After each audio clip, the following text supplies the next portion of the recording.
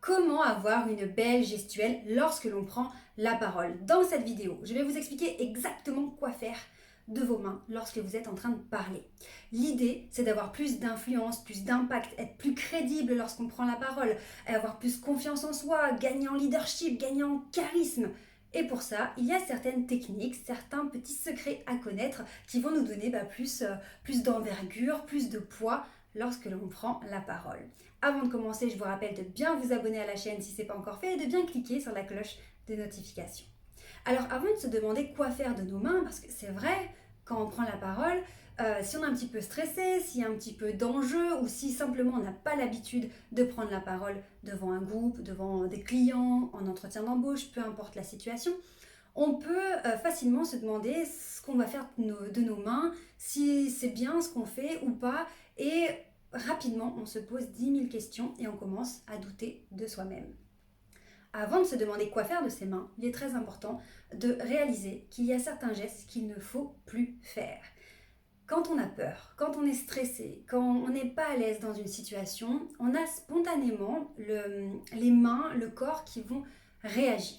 En fait, dès que vous avez une petite tension, un stress à l'intérieur de vous, ça va se voir sur votre langage du corps et ça va ressortir forcément. Même si vous essayez de maîtriser les mots que vous allez dire, vous essayez de sourire, etc., si vraiment vous êtes stressé et que vous n'avez pas l'habitude de vous exprimer à l'oral, cette tension, ce stress va se voir. Alors comment ça va se voir? On va voir plusieurs choses.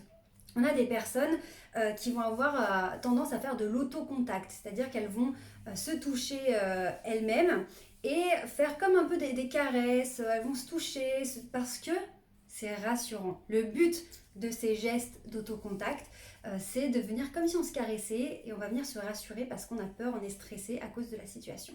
Donc tous les gestes, essayez de les repérer. Essayez de repérer ce que vous avez l'habitude de faire de manière inconsciente, évidemment. Essayez d'analyser votre façon de vous exprimer à l'oral et voir s'il y a des gestes comme ça qu'il va falloir gommer. Donc ça peut être tout ce qui est lavage de main. Là, vous voyez qu'en plus avec le lavage de main, on a tendance un petit peu à se balancer pour se rassurer. Certains vont se balancer d'avant en arrière, d'autres quand ils sont debout vont faire ce qu'on appelle la danse de l'ours, un peu en mode métronome. Pareil, le balancement va avoir un côté un peu rassurant, c'est comme si on venait se bercer, comme quand on berce un bébé. D'autres personnes vont prendre un pendentif, une chaîne et puis venir un petit peu jouer avec la chaîne ou jouer avec des bagues, toucher les boucles d'oreilles, se recoiffer sans cesse, remettre la veste. On va avoir comme ça des gestes qui vont venir cadrer un petit peu notre stress, nos tensions, et on va chercher à se rassurer à travers ces gestes. Alors, il y a deux inconvénients lorsque l'on fait ces gestes inconsciemment. Le premier inconvénient, c'est que ça va venir brouiller notre message. C'est donc ce qu'on appelle des mouvements parasites. Pourquoi? Parce que ça parasite la transmission de notre message. Lorsque je suis en train de m'exprimer, si je suis en train de faire plein de gestes, de trucs, de machins, que je gesticule, que je touche un stylo, ma bague, ma boucle d'oreille et que je m'agite, que se passe-t-il? Je vais déconcentrer mon interlocuteur et plutôt que de se focaliser sur ce que je suis en train de lui raconter, mon interlocuteur va forcément voir mes mains qui s'agitent, voir que je joue avec ma bague, voir que je gesticule et donc je vais simplement le déconcentrer. Donc ça déjà c'est dommage. Le deuxième inconvénient, lorsque l'on pratique ce genre de geste inconscient, c'est que ça va traduire notre malaise, ça va traduire notre stress et finalement le corps ne ment pas et notre interlocuteur va voir qu'on est stressé, qu'on n'est pas bien, que waouh, il va sentir tout notre mal-être, il va le ressentir à travers notre communication non verbale, à travers notre gestuelle. Alors quand on n'a pas l'habitude de prendre la parole en public, c'était mon cas il y a plusieurs années, spontanément on se raccroche à des gestes qui vont nous rassurer et on ne fait pas exprès de faire ces gestes. Donc la première des choses, et c'est ce que je répète aux étudiants que j'ai en cours de communication, c'est déjà de prendre conscience du geste que nous on a tendance à faire, parce que selon les personnes, on aura nos petites préférences, nos gestes qui vont sortir spontanément, et faire l'effort, à chaque fois qu'on se prend en flagrant délit de le faire, hop, d'arrêter. Dès que je vois que je suis en train de jouer avec ma bague, hop, j'en prends conscience et j'arrête. Dès que je vois que je suis en train de mouliner, de me laver les mains, je me calme et j'arrête. Alors comment faire pour arrêter? Déjà, quand on en prend conscience, hop, on réalise ce qu'on est en train de faire et on se stoppe. Alors si vraiment la tension est forte, on peut joindre ses mains histoire de canaliser notre énergie et nos tensions sans écrabouiller nos doigts, parce que certaines personnes, on voit qu'elles se serrent tellement les doigts que les doigts sont rouges et blancs vraiment parce que la tension est maximale. Mais vraiment, voilà, je peux venir tenir mes mains, comme ça elles ne bougent plus, entrelacer mes doigts. Si je suis à table, hop, je peux poser mes mains comme ça. Et hop, je structure, je cadre mon stress. Et au lieu que tout parte dans tous les sens, hop là, je recadre. Maintenant, quand on est à cette première étape, c'est très bien parce qu'au moins on a gommé tous les mouvements parasites, on arrête de s'agiter, on arrête de déconcentrer nos interlocuteurs. On ne va pas rester comme ça immobile. C'est déjà la première étape, c'est déjà très bien. Je préfère une personne qui fait pas beaucoup de gestes plutôt que quelqu'un qui gesticule à cause du stress. Mais une fois qu'on a réussi à gommer nos gestes parasites, on va commencer à utiliser une gestuelle qui va illustrer nos propos. Parce que l'idée d'avoir des gestes, qu'est-ce que c'est ? Eh bien, c'est d'aider à la compréhension. C'est d'avoir un support visuel aux mots que l'on va prononcer. Okay, donc là, rien que là, le support visuel, je vous ai modélisé quelque chose, un support aux mots qu'on va prononcer, et je vous ai aussi mimé les mots qui sortent de ma bouche. Donc vous voyez, spontanément, là, ces gestes-là, je ne les avais pas préparés. Spontanément, l'idée, l'objectif vraiment final, c'est d'avoir une gestuelle qui soit naturelle. On n'a pas besoin de réfléchir à se dire, alors quand je vais parler de ça, je vais faire tel geste. Ça, c'est au tout début, on peut. Par exemple, pour s'aider, on pourrait dire, s'il y a deux parties dans mes propos, je peux dire première partie d'un côté et la deuxième partie ici.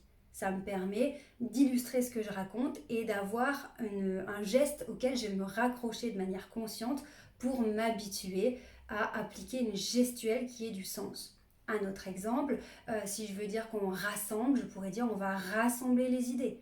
Si je veux parler de plusieurs niveaux, je vais parler de niveau 1, niveau 2, niveau 3. On va avoir plusieurs parties.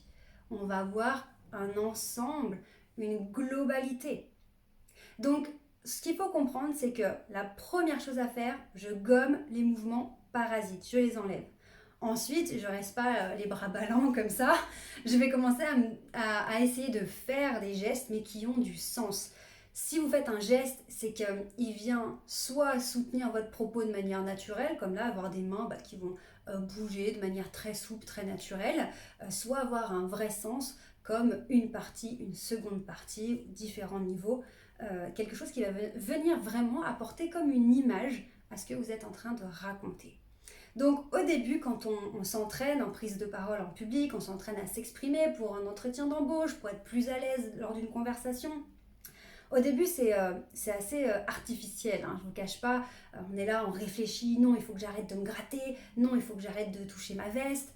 Puis après, on réfléchit à qu'est-ce que je peux faire comme geste. Allez, il faut que j'essaye de libérer mes mains, il faut que j'essaye d'illustrer mes propos. Et après, quand on a pris de plus en plus confiance en nous, là, on ne réfléchit plus.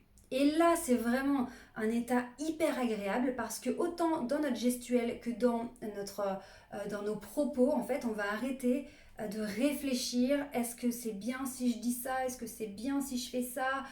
À réfléchir, à avoir peur du regard des autres, du jugement des autres et être toujours dans l'auto-jugement et ne pas être vraiment au moment présent. Quand on est bon à l'oral, quand on se sent bien à l'oral, c'est quand on est vraiment dans l'instant présent. On est dans ce qu'on dit, on parle vraiment avec notre cœur ou avec, en tout cas, on est dans le moment présent. On n'est pas en train de se demander si on fait bien ou pas les choses, on fait les choses. Et c'est là qu'on sent que l'énergie, elle est véritable. C'est un vrai échange, une vraie énergie. On sent les ondes et on sent que la personne, elle est dans ce qu'elle dit. Elle n'est pas en train de prendre la parole, elle est là en fait. C'est elle qui parle et c'est spontané et il y a une connexion qui se passe avec les interlocuteurs ou avec le public. Et pour que cette connexion passe et qu'elle soit le plus naturelle, le plus fluide possible, on va au début mettre en place, comme vous l'avez vu, certaines techniques. Comment gérer mes gestes, comment sera ma posture, comment placer ma voix, etc. D'ailleurs, regardez, il y a d'autres vidéos sur cette chaîne qui traitent de ce sujet. Mais après, vraiment, le but, ce qu'on vise ensemble, nous, sur cette chaîne, dans les accompagnements que je fais, que ce soit du coaching privé, que ce soit en intervention dans les écoles, que ce soit lors de conférences, ce qu'on vise au final, c'est une expression qui soit fluide, naturelle, spontanée, où il y a un véritable bien-être à prendre la parole. Hein, et ça devient un vrai plaisir en fait, parce que ça devient facile, naturel, et c'est hyper agréable de savoir s'exprimer sans se prendre la tête et sans douter de soi sans cesse.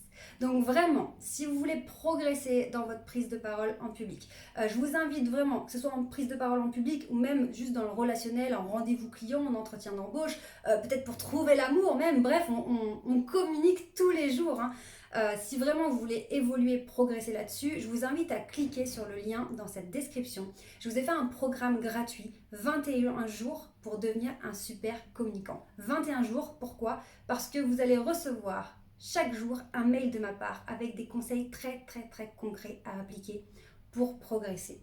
Donc cliquez sur le lien, inscrivez-vous, c'est totalement gratuit, ça prend 2 secondes pour vous inscrire et vous allez voir que dans 21 jours déjà, vous aurez énormément progressé. Prenez un petit carnet, un petit cahier, prenez des notes, vraiment, quand je vois l'évolution de mes clients, c'est juste fou. Donc allez-y, si vous sentez que vous avez besoin d'améliorer vos compétences de communicant parce que ça va vous aider dans votre vie professionnelle comme personnelle. Cliquez sur ce lien, inscrivez-vous.